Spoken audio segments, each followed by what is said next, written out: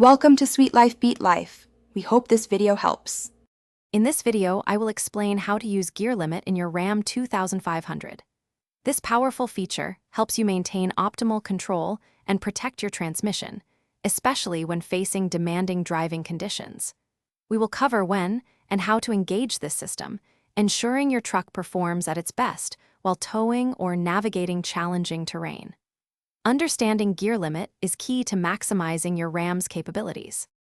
You should engage the gear limit feature primarily when towing substantial loads, perhaps exceeding 10,000 pounds. It is also invaluable on long, steep descents, helping your engine provide crucial braking assistance. This reduces strain on your service brakes, preventing overheating and premature wear. Furthermore, in hilly or mountainous areas, gear limiting keeps your engine in its optimal power range, improving performance and fuel efficiency.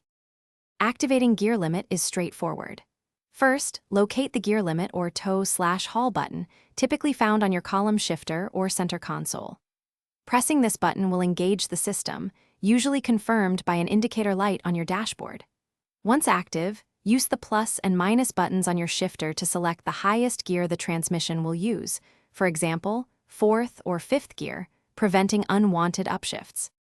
The primary benefits of using gear limit include significantly reduced transmission temperatures, which extends the life of your components.